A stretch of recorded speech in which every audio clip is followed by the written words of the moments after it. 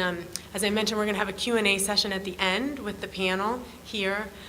So if you have burning questions, maybe write them down, and then we'll have time after both presentations. So it's now my pleasure to introduce Dr. Jill Wells, who's also an ocular oncologist here at the Emory Eye Center. And she's going to be talking about eye care, treatment, and beyond. And I just wanted to mention to you, she's very sweet to be with us this morning. She's not feeling very well, so she says she wants to start her talk at the podium, but she may move down to a chair in the middle, and I told her that I thought our group would be forgiving of that this morning. So thank you, Dr. Wells.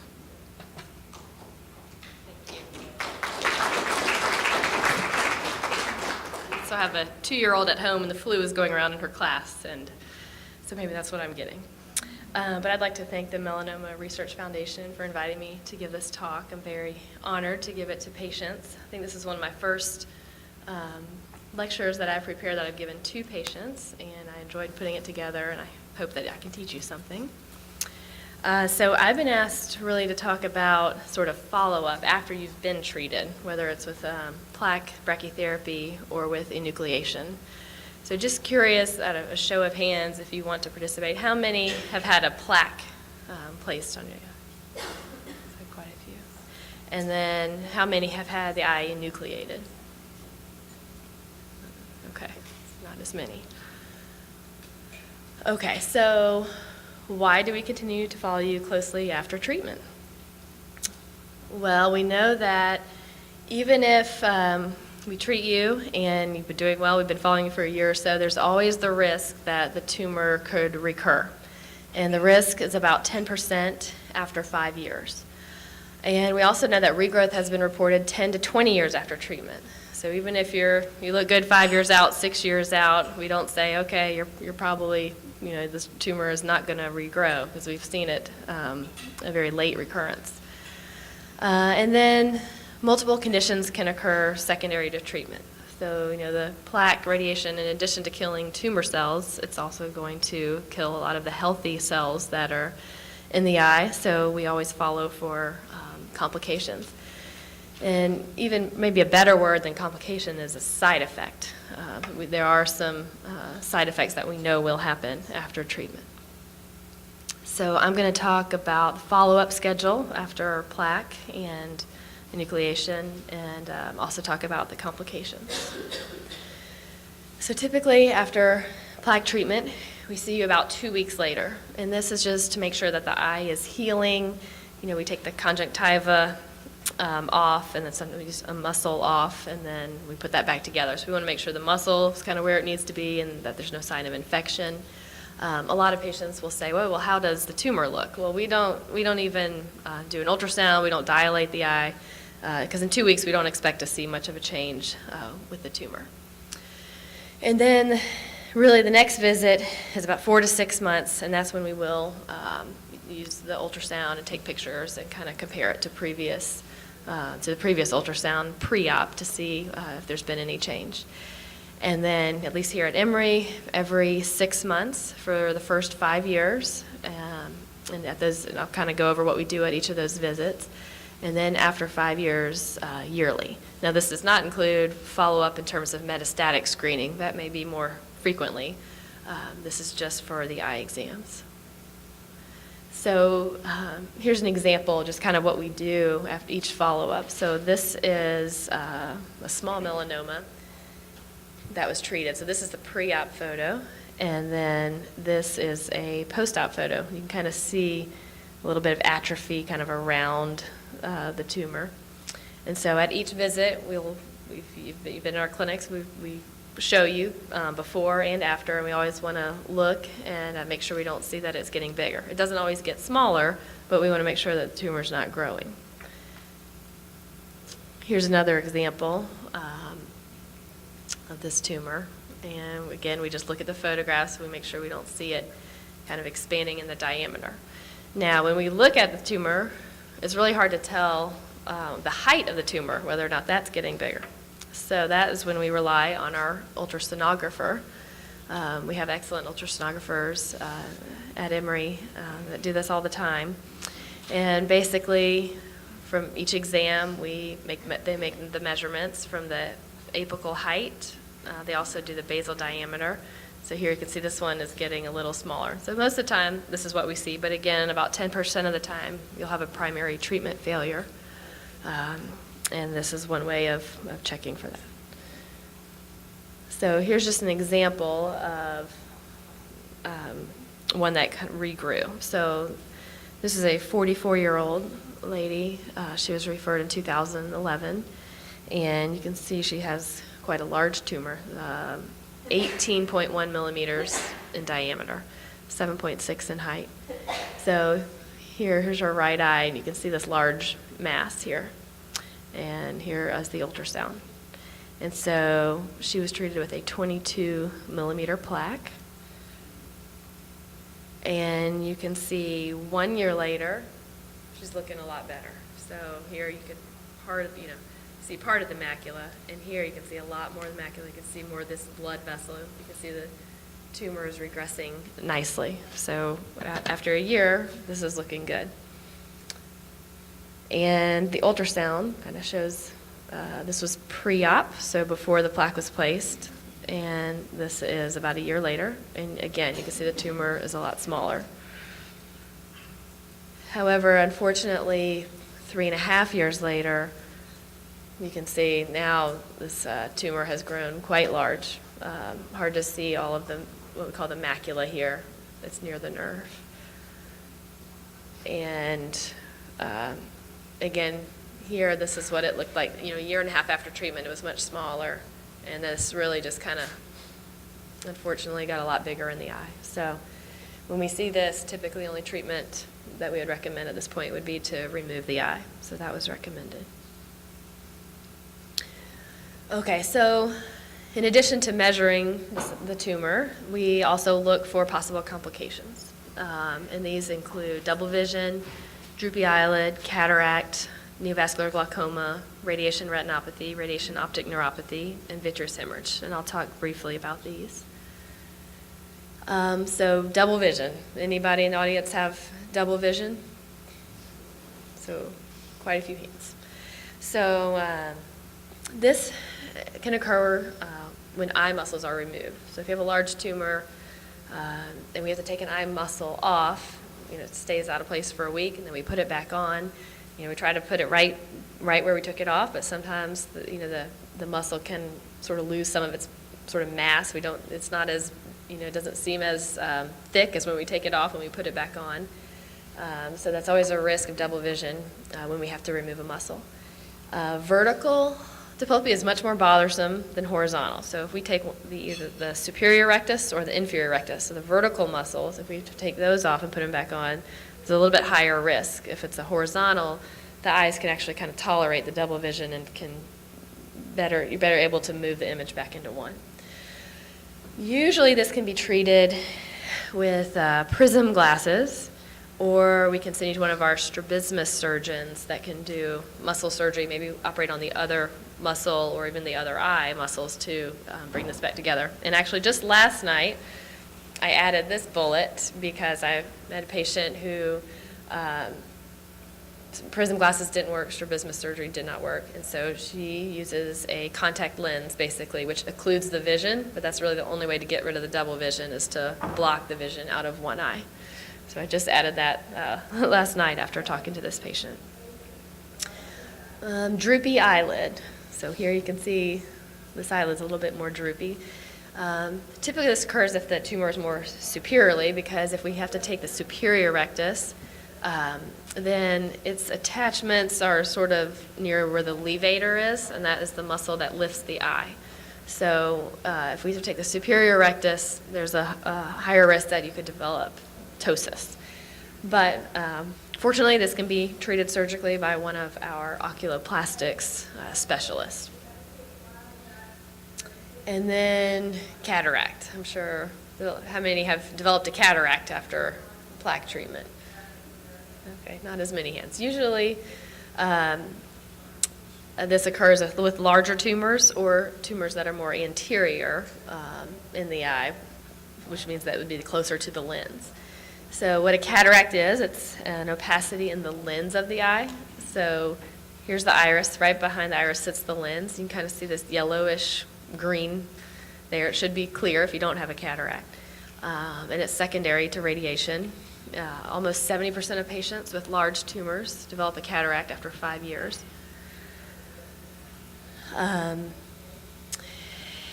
We're usually pretty quick to remove the cataract because the cataract can blur the vision. We want to take the cataract out and see if that will help the vision. Now, vision still may be limited by other complications such as radiation retinopathy, but we at least like to get the cataract out of the way. And then occasionally, we know that getting the cataract out won't help the vision, but sometimes the cataract can become dense enough where we can't look in and see the tumor. So we can't take photographs because the cataract's so dense, and then it's harder to monitor. So sometimes we'll take the cataract out knowing that we're not going to get the vision any better. It is treated with standard cataract surgery, and I do cataract surgery as well, and I haven't found any difference between patients without having a tumor or without having radiation first versus patients that have had radiation. We typically recommend waiting 6 months to a year after plaque treatment. We want to see that the tumor's stable and it's not growing before we go into the eye. There's one study that showed that after cataract surgery, vision improved by 2 lines or more in about 2/3 of patients. About 26% of patients, the vision just remains stable. And for those who did not improve, it was because of radiation retinopathy, which I'll talk about as well. Anybody has had neovascular glaucoma? That's good. So this is probably the worst complication that can occur. Usually it's a higher incidence with larger tumors because of more radiation. It can lead to intractable pain because the eye pressure goes up. We can try to treat with drops and laser, but typically once a patient develops neovascular glaucoma, then the eye is usually removed because of pain. And it is the second leading cause of enucleation after treatment. The first leading cause is treatment failure. Okay, radiation retinopathy. Anybody have that?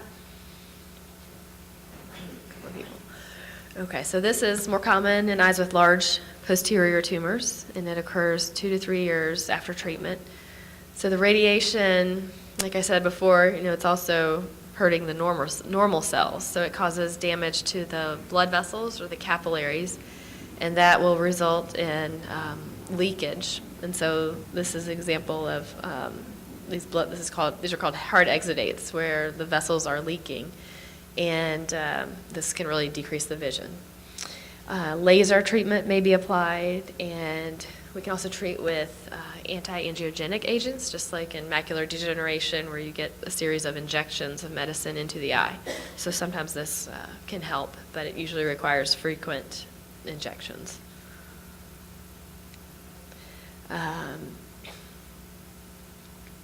But after the treatment, if the treatment works and it gets rid of some of the fluid, typically 3 to 4 months later, you're back to kind of where you started. So there's one study showed that repeated injections every 6 to 8 weeks for 18 months could improve or stabilize vision. But you kind of have to weigh, do you want to be coming back every 6 weeks for 18 months to get an injection? Depends on what your baseline vision is. If you have the other eye working very well, you may not want to go to all those visits if you're only going to get 1 or 2 lines better. So it's just something to consider with your eye doctor. Radiation optic neuropathy, you're pretty much definitely going to get this if you have juxtapapillary tumors, which means a tumor next to the nerve. Here's the optic nerve, here's the tumor, and you can see this hemorrhage associated with it, some exudates, and the nerve has become a little bit it's developing pallor. So the radiation, if it affects the nerve, this will result in poor vision.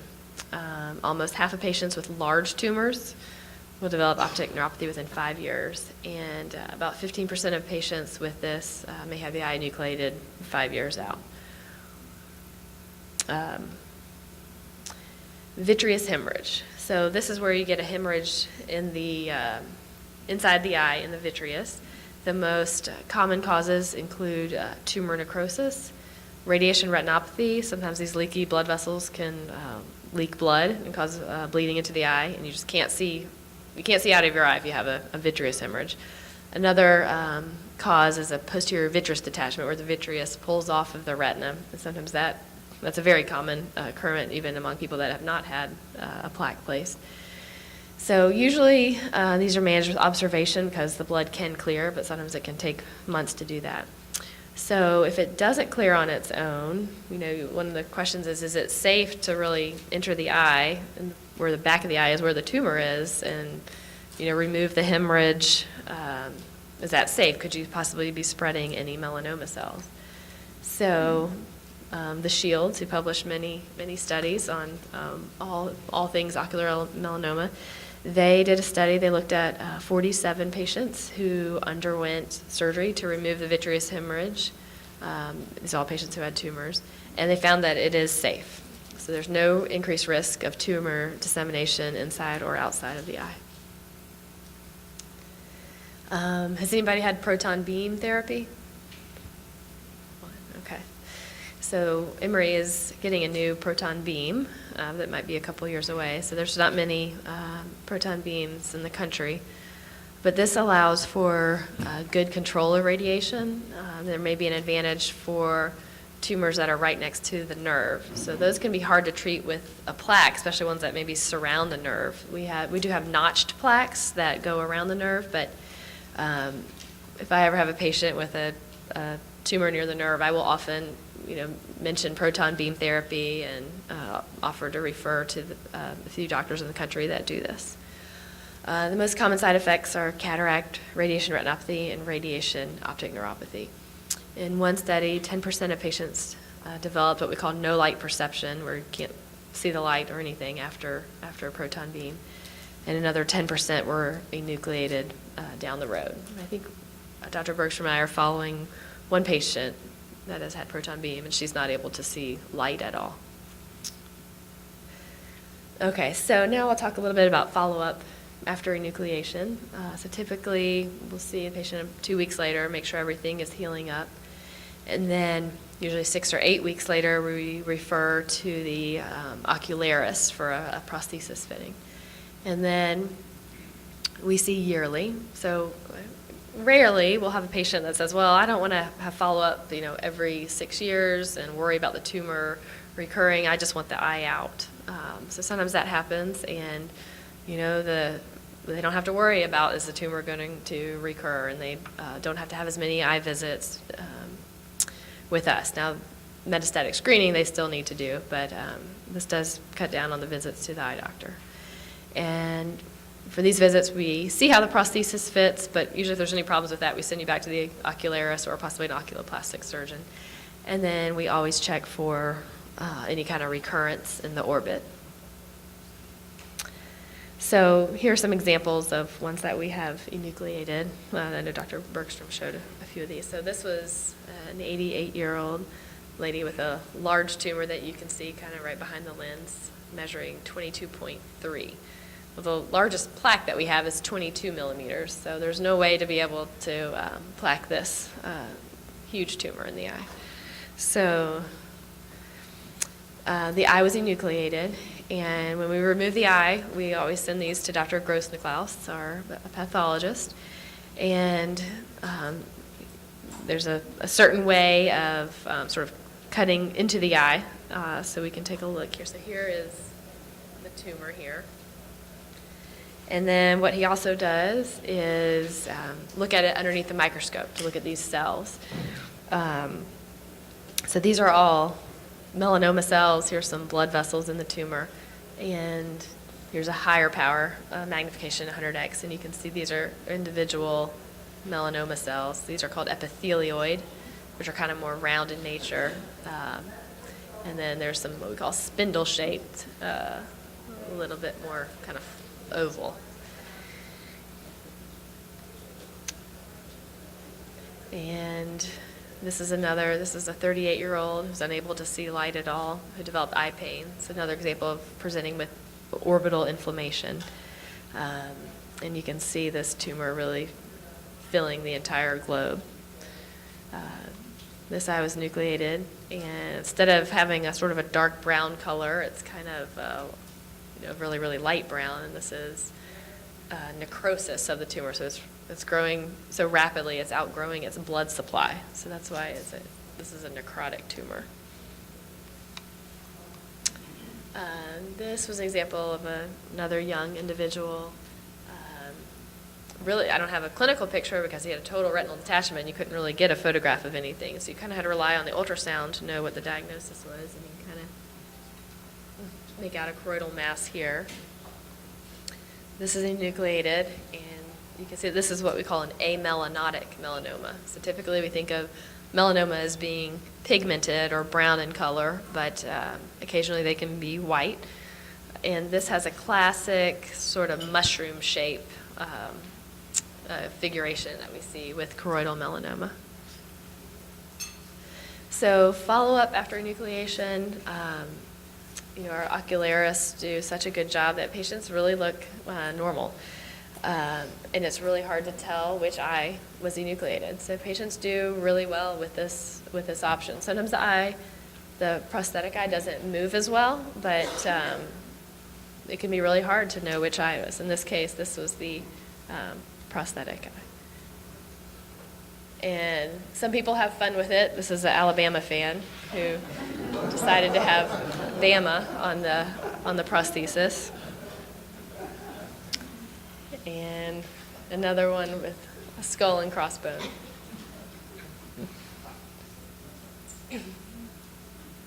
And then this is why we always want to bring you back once a year is to look for any recurrence in the orbit. This is quite rare. I think this is the only patient that we've had with this that did have a recurrence. You can just see the pigment there in the conjunctiva. And so we just recommended, you can treat this with excision. So we excised that area out and continued to follow him. And then also with follow-up, if we do genetic profile testing to determine sort of the genetic nature of the tumor, we get this report back from Castle. And this is what we like to see. These are the phone calls that we like to make. So a class 1A. This is just an example of one. So I'll show you. This is my last slide. So I know the shields, they look for monosomy 3, but here we look for class 1A, 1B, class 2. So a class 1A tumor, the percent of people who are free of metastasis at 3 years is 98%. And then at 5 years, also 98%. So we like to see a class 1A tumor. However, there's no guarantee. So we don't say, oh, you have a 1A, you have nothing to worry about. That's not true.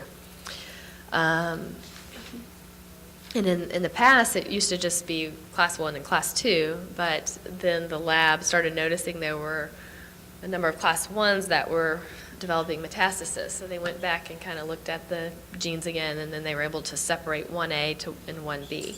So 1B is still good, but a little bit less percent metastasis-free at 3 years at 93 and 79 at 5 years.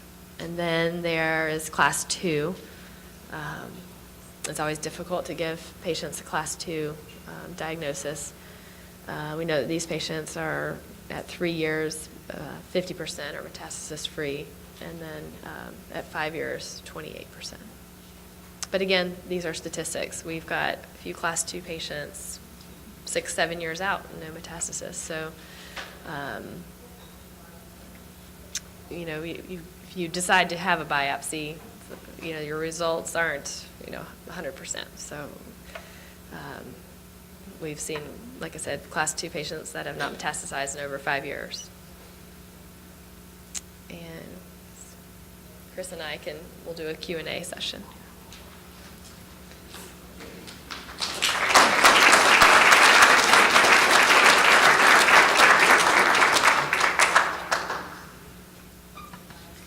Thank you, Dr.